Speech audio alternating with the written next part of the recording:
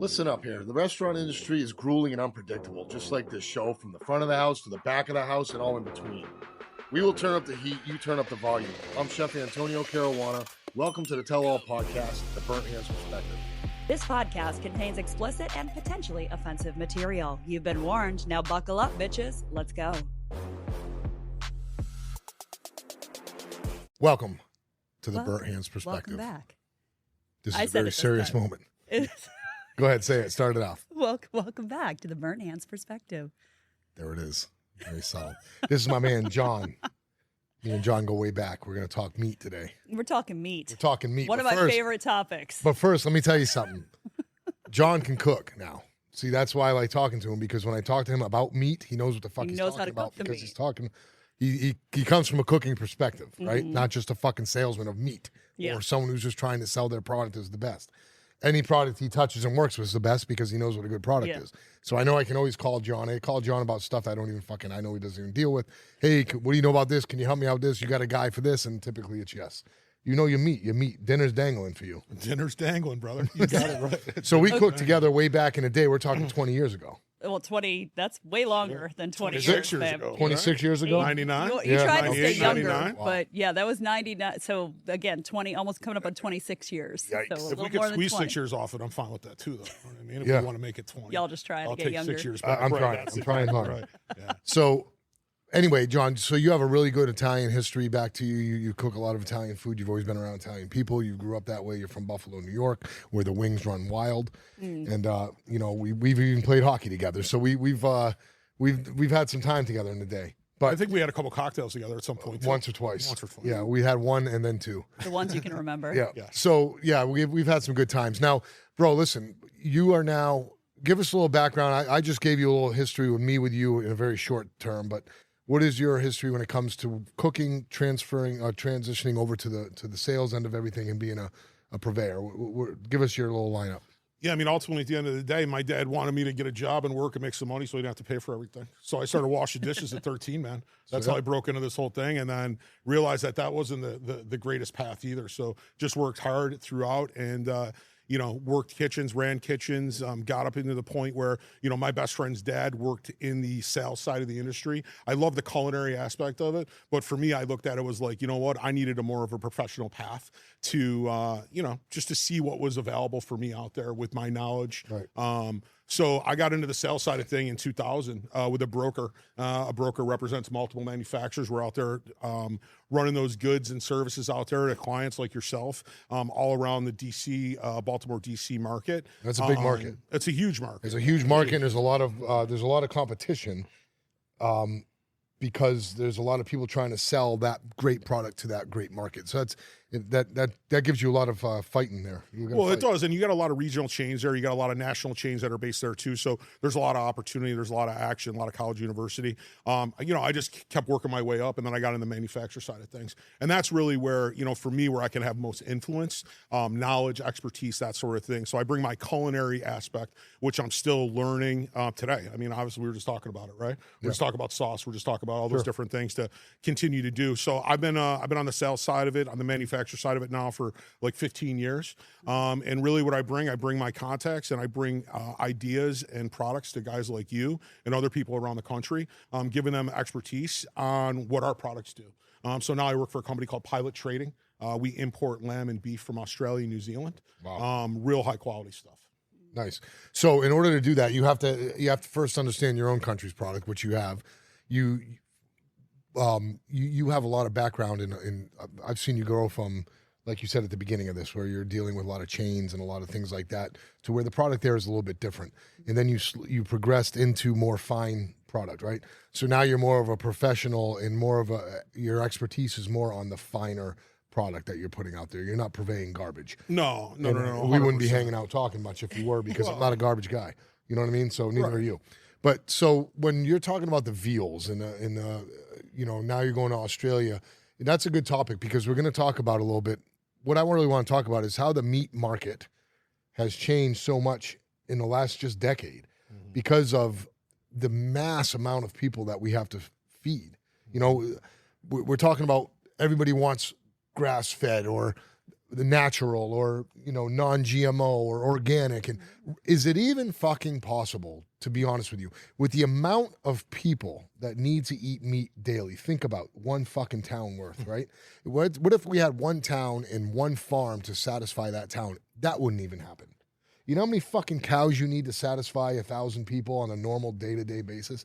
So how do you produce this stuff, and how do people produce this stuff? Or where do you go for this real meat that you want? How much of it really is out there? You know what I mean? As a chef, I can pick and choose my purveyor.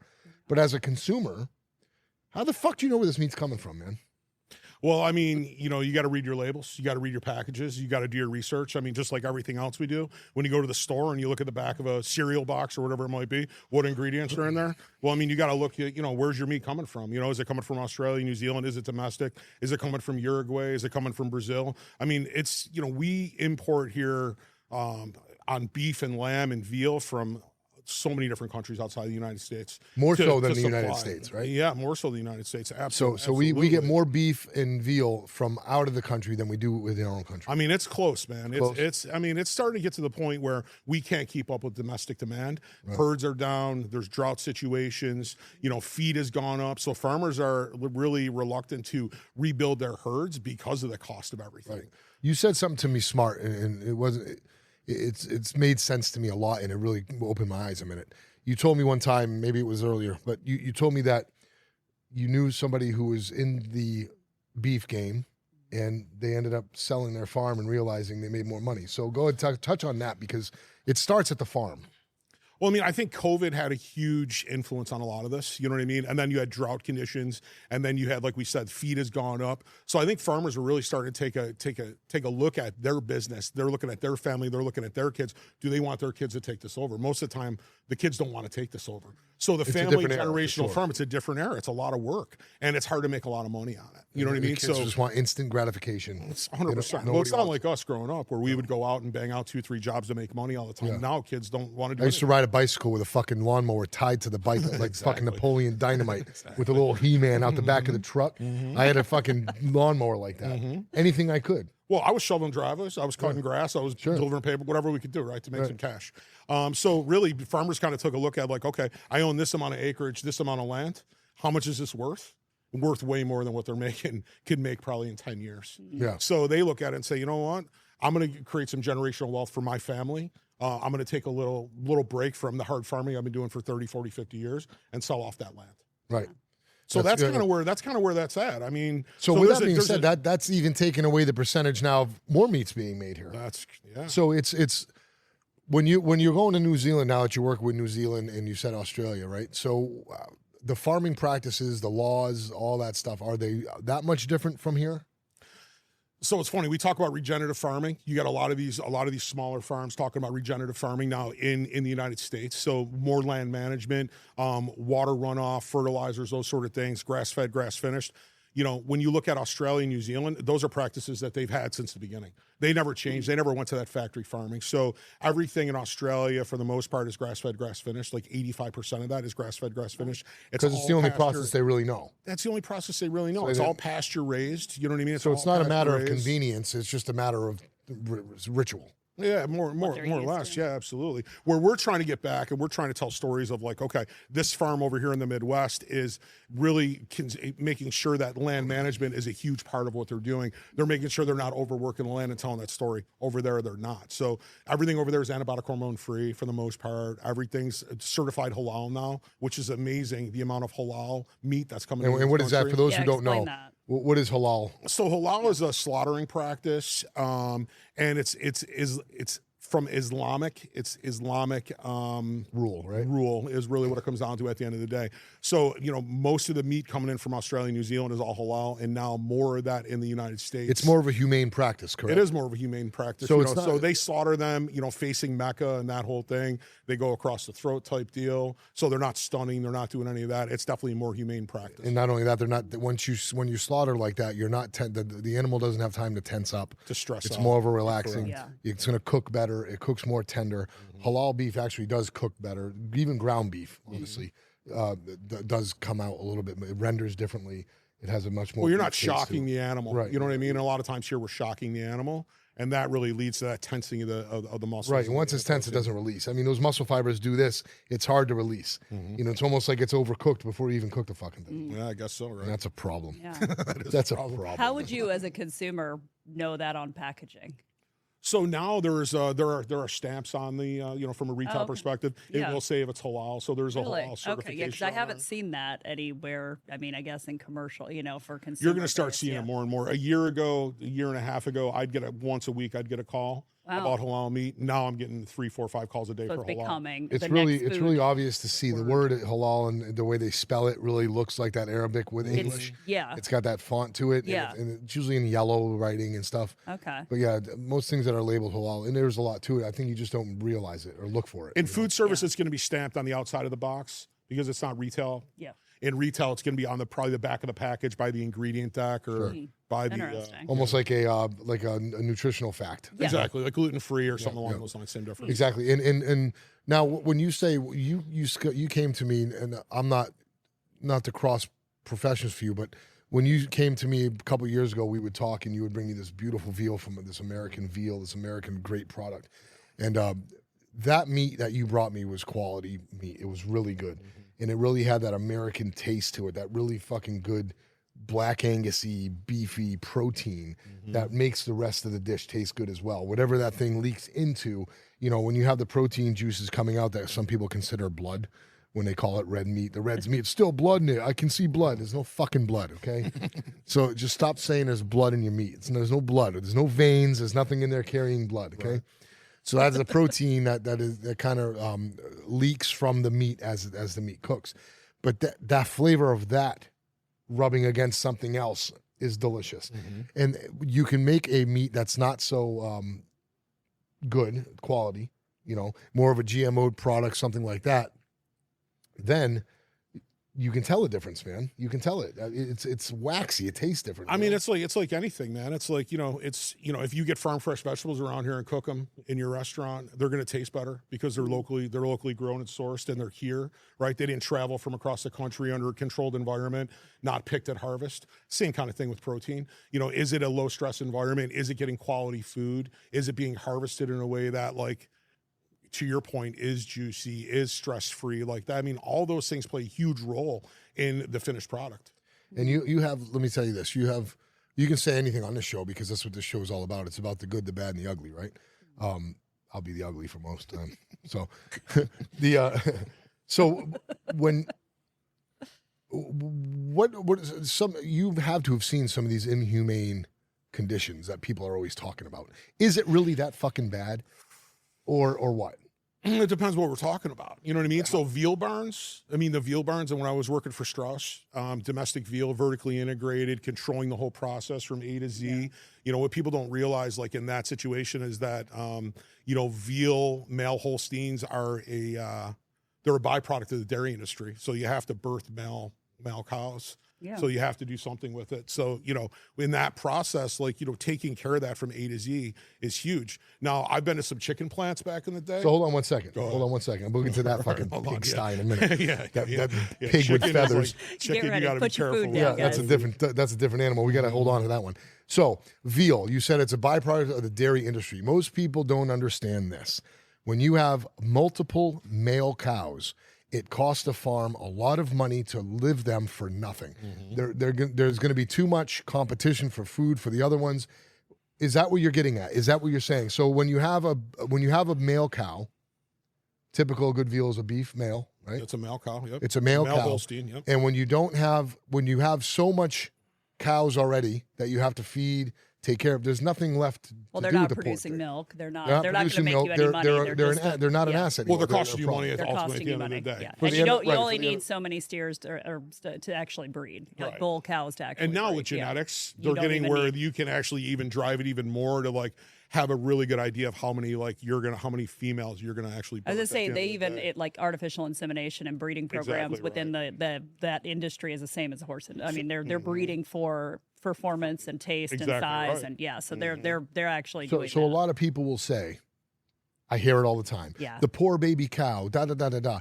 You're actually helping out a farmer and you're helping out a fellow person in America by buying veal because they have to do something with this calf. To make money off They have to do something. They have to survive. The calf has a duty.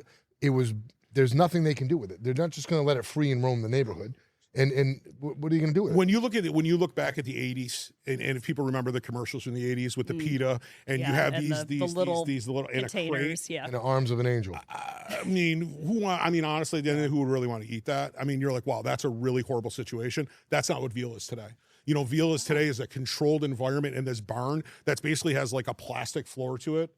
That the atmosphere is completely controlled. They're getting milk fed. They're getting grain fed. I mean, they're living an unbelievably good life until, you know, everybody meets their maker at the end of the day, right?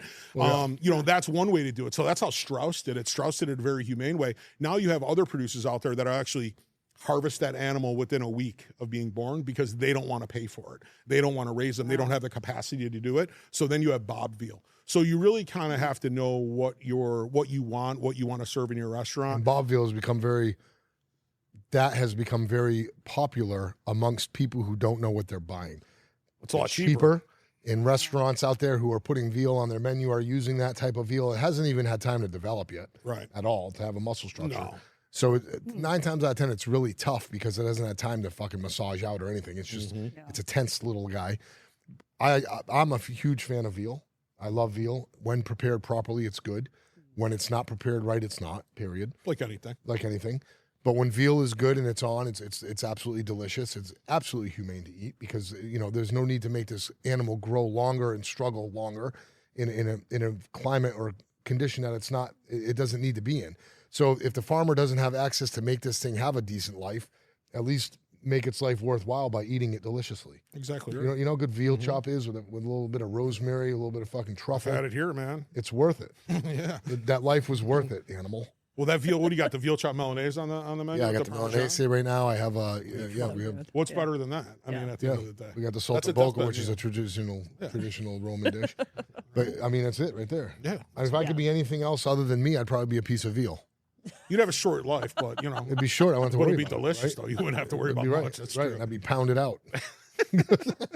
Maybe that's the angle you were trying to go for. Get pounded out, man. You know what I'm saying? You gotta pound it. I think he just wanted to be pounded. I think so too. I think that's what it is. That just went. That might be for another podcast. Let's get to this fucking dirty bird. Now let's get to the dirty bird. Let's get to the dirty chicken. You know, it's been a while since I've been to a harvesting facility, but it is not the best. Okay. You know what I mean? It's not the best, especially when you look at the Eastern Shore of Virginia and Maryland. Bro, that's where a lot of smells better than it looks. Yeah. That's terrible. It looks better than it smells.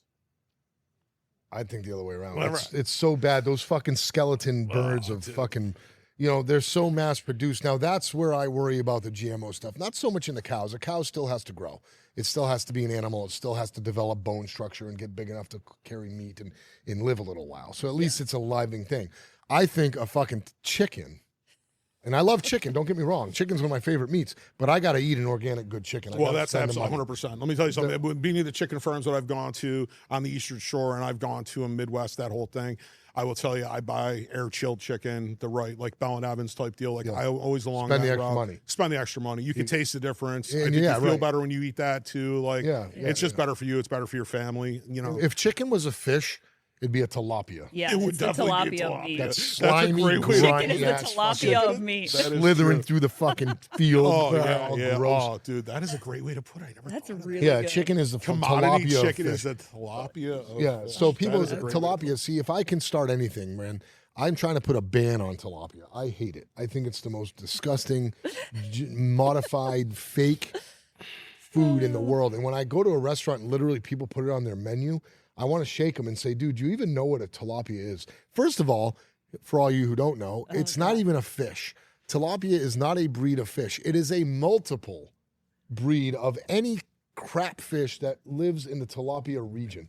So it gains its name because tilapia is a region, and any fish that came from that region was called tilapia. So now they took the name on tilapia. And this tilapia is in this Pacific. It's disgusting. They fucking do it in sewage pits and all that stuff. They didn't raise them in sewage pits. These fish just evolved in them. Almost like when you find a pond with a bunch of frogs in it. Yeah. You don't know where the frogs came from. No one put them there. That's how this is. So rice patties that are stagnant, sewage plants, these things in Southeast Asia and stuff like that, where these type of fish live. So they took the name tilapia and put it on a breed of fish they genetically modified, and that fish really doesn't exist. The slime, it's just looks like a carp almost. You know what I mean? It's like a carp. It's just looking. disgusting, Yeah. and it's Bottom that feeding. fish It is a is bottom made feeder, yeah. totally to give you. They're bottom feeders, but they're only eating the bottom of whatever cesspool that they're living in. And I'm totally against that shit. Yeah. I am totally 100%. against it. And people say, "Oh, it's good." Good. Well, Good for you, yeah. that is the funny Go thing. get your Like, tilapia I really taco. like tilapia. Well, they still sell at the grocery store. They have like breaded to It's the most sold and consumed fish It is in America. And I without stopped question. eating it probably about 10 years ago because I Thank you. really didn't. That's why I you're mean, still living life and feeling okay. good, That's and it. why you're That's the beautiful in reason. your age. That's and the we reason, aging yeah. good. Because if we were eating tilapia, dude, forget it. We'd be 60 years old. I only ate it out of, again, it was cheap and it was protein. When I was training fitness wise, it's like just get as much cheap protein as you can, which was usually ends up being cheap chicken and cheap tilapia for most people who do like fitness shit back in the day. And then they realize that, you're eating all this shit and you feel terrible and you start to develop these like food sensitivities to those. So I couldn't eat chicken for years without getting sick. And now we buy all organic, everything is, whatever. And I'm fine eating it now. But if you eat too much of that and you're starting to feel sick, it's not because you're not, just spend $5 more and get the better food. Yeah, that's right. Exactly. And the tilapia will make you sick if you eat too much of it. I don't care what anybody says. It does. Over time, your body starts to good. reject Yeah, it. you Ask start getting anyone in the slimy. fitness industry in the You start getting 2000s. slimy slime ball. Stop eating that crap. So back to lamb. One of my favorite We weren't animals. even on lamb yet, but let's get to it. Let's get on lamb. Let's get on lamb. Let's do it. Yeah, right. We're not even on lamb yet. Heck. She did it. Sorry, I had to do That was it. perfect. That was Good quick. time. Good time. So we have this lamb. I love lamb. I love cooking lamb. And the reason I like lamb is because it's a skilled meat to cook. Yeah. Okay. You can either really fucking make it amazing or it can turn your day into hell if you don't know what you're doing. Because somebody will cook the same cut absolutely amazing, and you can cut that same cut, cook it, and it comes out tough, chewy, greasy, oily, whatever. It all depends on your time and temperature and what you're doing with it and your understanding of how lamb cooks, and that each cut of lamb, each muscle on that animal is unlike any other animal besides a pig. Pork also has, their muscle groups are so different. You get the flavor out of a pork jowl is totally different than the bacon or totally different than the rump, right? Same thing with lamb. Depending on where you're eating, whether you're eating the shank or the roast or whatever it is, rack, you're getting totally different flavors. The rack is going to give you more of, if you cook that right on the grill, you're going to get more of a beefy type of texture, more of a beefy type of taste. Whereas if you're going to cut, the shank, you're going to get more of that lammy or the, that good, little gamey flavor. Yeah, sure. So no matter where you are on the lamb, you're going to have a different experience. So if you really know how to cook lamb right, you can get all kinds of different flavors. You can make sauces, ragouts, bologneses, stews, spezzatinos in Italian. We can do, oven roasts, slow cooks, sous vide. There's a million ways you can cook lamb. For me to find lamb, though, as a chef and a restaurant owner, is the hardest meat to find because it's so fucking expensive, or you're going to get the shit you can afford, and it's the tilapia on 4 feet. You see what I'm saying? So, are you getting a bad goat? You don't even know because it's that, you don't know. So in your experience, John, how about when you go, are you seeing the difference? The Colorado lamb, I think you turned me on to, the farmer back in the day. I'm still getting that product. And it is a domestic, huge lamb rack, and it's beautiful. Now, it's pricey, and it costs my customers money because it costs me money, and my profit margin is small. Yeah. But we're talking about a $65 menu item of pure luxury, right? This isn't something you're eating frugally or on a diet. This is something you're coming to eat to experience. And that product is delicious. Now, compared that Colorado private farmed meat that I get to a New Zealand or a New Zealand lamb where the rack shrinks down smaller. Yeah. Or Australians are a little bigger too. Right. I think people come out to eat and will spend more money, like you're saying, for an expert like you or your team to cook something like that, where they know they're going to cook it right every time and it's going to be delicious, because it is finicky. It is a finicky meat, and you got to be really careful about. You got to pay attention to it. You can't walk away from it. No. You gotta really dial into, like, once that temperature starts taking, because it's so lean. Once you start taking temperature and the heat starts running through the meat, it's going to continue to grow until you stop it. It's not going to have. It's not like a lot of fats that will cool it down as it goes. Yeah. So, the breed of a New Zealand lamb? I think people want to know this, or Australian lamb rather. A lot of people get their lamb from Australia, okay, or New Zealand. New Zealand's big. New Zealand's both are big. It just, it really comes down to flavor profile, right, and it really comes down to sizing, like you're talking about. Is the breed itself a smaller breed, or are they not letting them grow as big? It is a smaller breed, and they aren't. It just depends on the season, because just like here we're talking about with beef, you get droughts, you get all these other situations that you can't control. So it depends on the weather a lot, on when they're going to go to harvest. It also goes like, where's the pricing on these things right now? So if they know that they can make more money on a larger animal, they're going to let them grow longer. So it really comes down to supply and demand also. The grasses are different in New Zealand than Australia and here. So flavor profile wise, and you get that big lanolin is really what gives that wool, really gives it that gamey flavor profile. So New Zealand is definitely going to have smaller lambs. Australia saw what was going on in the domestic market here, and they let their lambs grow bigger so that they could sell that bigger eye chop that you talk about, that rack you're talking about from Colorado. But here domestically, what you have is their grass, they eat grass, they finish on grain. So what happens is that it's more leaning towards beef. People, here in the United States, they definitely like a domestic lamb a little bit more, because it eats a more mild than a New Zealand or an Australia. New Zealand probably is the most pungent, and then Australia is definitely like in between here in the domestic and imported.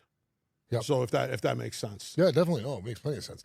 So this is the educational stuff I like to have people listen to. There's a lot of people that have questions.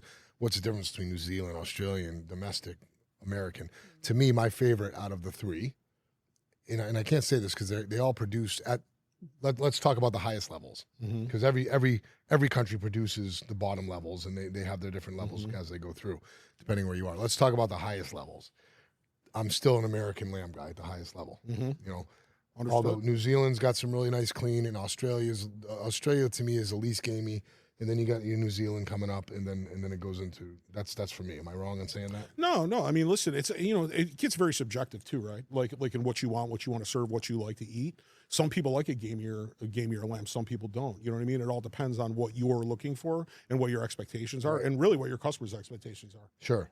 Yeah, the gamey thing is what turns a lot of customers off, and some just aren't ready for it. Some people absolutely love it, depending on where you are in the world. I think someone can come to a restaurant like this, though, a higher-end, fine dining restaurant, and have something a little more gamey with someone with your expertise, pairs those sauces, right? Pairs all that to make it this beautiful dining experience. Sure, the game is part of it, and you have to enhance it. You do, and you have to balance it. The best.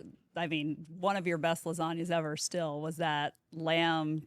I think it was tarragon and something else that was in tarragon, roasted fennel. Oh, the fennel. Oh my gosh. Yeah, still hands down to date, probably one of my top 3 dishes that he has made, because it was just the flavor on that was so insane that it was just like, it was stupid. I still remember that. That was that was like 10 years ago. And I've tried to actually follow that again, and I couldn't because I forgot how I made it. It was. But I was trying to go off memory. It's one of those things I made. Well, we're gonna try again. I was in the zone. You know what I mean? I had I was just in my zone, and everything was hitting perfect. It was. And I made that. I remember making that lasagna because I had a batch of fennel. Yeah. That was fresh, local. And the fennel was so fucking good that I made the lasagna for the fennel more so than the lamb. But the lamb actually worked so good with the whole dish. That was probably that could have won awards for sure. I made the lasagna because of the fennel. No one ever said that never in the world before. You're the first person ever said that's right. Ta-da. That's awesome. The roasted fennel was good, and I wanted a way to work it. And I made this lasagna, roasted lamb, and put that in the lasagna and everything, just to enhance this fennel. And the fennel was so fucking sweet, and I think that's what you don't realize the actual flavor in that was that sweet fennel. No, I realized all the flavor. I'm just saying that was one of the things that was different about it, and that's why it stuck out in the memory. That is I'm a lamb fan. That is the coolest thing about cooking. Yeah. It's about sourcing unbelievably great ingredients. Yeah. Is that and you take something that's like dish. you take something that's not center of the plate. It's not the focus, but you make it the focus. Yeah. And then you've got this phenomenal dish that and people don't even know why. That she's still talking about. Yeah, it's awesome. great. And I love that. And So anytime that you have, like I call you for stuff. I mean, you've called me for a couple things here and there for tips and stuff, and it worked out both ways. Great. But you've turned me on to some great demi ways and some extractions of marrow. And there's a lot of things that you have knowledge in. And I think that the meat industry or whatever it is you're working with gives a huge benefit having you there. So anyone in the market who's out there listening wants the knowledge on meat. If you're purchasing, buying, where can they find you? Are you findable? Are you of course I'm on. I mean, LinkedIn, go to LinkedIn. Yeah, okay. You want to go to LinkedIn. If they want to get a product you represent, is that a thing? Yeah, absolutely. I mean, we've got national distribution. We import to the East Coast and the West Coast. You can find me on LinkedIn. You can connect through you. You can. I mean, I give my phone number if you want it. Like, give me a call. You know what I mean? Let's go. But we've got national distribution, so we work with all the major distributors in the United States, and then we work with the meat guys. So yeah, you can find me for sure. And you're always on the quest to do better. I know that about you. And you're always on the quest to find the next. You want to surround yourself with quality. Well, yeah. I mean, the thing too is I'm lucky because I get to travel around the country. So I get to go to the major cities and eat at great restaurants and experience phenomenal dishes like you're talking about, and then bring that back and bring a value to, like, when we having conversations like, oh, I ate at this place in Chicago, or I ate here. Here was something that happened. Like, I like to share that experience. I like to share that knowledge because it sparks imagination and it sparks creativity for others too. You know what I mean? Sure. So I try to bring that expertise to it. Well, listen, man, I'm fucking honored you're here. We love it. Great talking. I love talking about meat. All the meat sweats. We all love meat. So we need to make a T-shirt or something up that says fucking meat sweats or something. Meat sweats. Let's do it. Meat sweats. How much meat do you eat? We eat meat almost every day, man. We eat, whether chicken or beef or lamb. I mean, we're eating. So you take them from your people you work for. You just take samples and pretty much stuff your fucking freezer. Do you get to taste? But do you that. I mean, I get some of it because I'm things. kind of the corporate chef too. So I mean, I absolutely work with the products. Like next week I got a major presentation, like I was telling you. So I'm going to make a lamb ragu for next week. I'm going to make I'm going to make birria tacos. So I'm going to braise the lamb shoulder, shred it, all the spices, all the love, and then we're going to make birria tacos for everybody.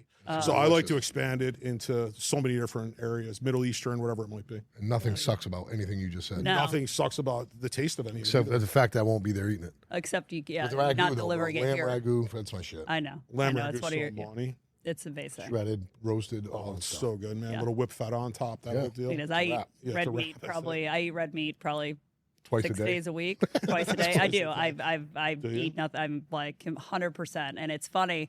A lot of the people, I mean, if you eat too much of this, I'm like, I know if it's quality, it doesn't affect you the same way with your health. So take your blood work, change your diet, and see if you're eating quality meat. You can eat meat. I mean, I probably eat red meat. I do eat it every day, if not twice a day, which is. Most people are like, no. I just that's it. Well, it's that's like all anything. I do. You want to eat quality. You want to eat quality. I spend a lot of money on meat. That's I am good for it. So just spend money on the meat. That's the bottom line. Spend the money on the meat. Spend the money. Get no, good seriously. meat. When you go to a restaurant, stop bitching about prices. It's not going backwards. Here's something else I like to end this with. Stop bitching about the fucking prices of food. Stop bitching that restaurants are jacking up their prices. Nobody wants to do this. We want more customers to come in and enjoy our food as much as possible. And we also know that it can only go so high where people can't afford to come out. So we're in the same boat as you. We need everyone to stop raising prices too, so we don't have to raise them on you. Unfortunately, we have to. If you want quality, if you want good stuff, if you want the education of the people cooking it, you have to pay for it. Don't skimp on paying for it. Yeah. Eating is one of the best fucking forms of entertainment there is. So just don't skimp on it. I mean, I understand people are on a budget. Don't get me wrong. Not everybody has the money to just go throw out. No. But every once in a while, go to a restaurant and treat yourself, and don't bitch about the price. Celebrate the price. Because it's the only way you're going to fucking get it. There's a lot that goes into it. If you bitch about it, you're never going to get it. It's never going to go backwards. We're not changing. That's the way it is. Be about it. Don't bitch about it. That's right. All right, that's it for now. Ciao for now. Ciao.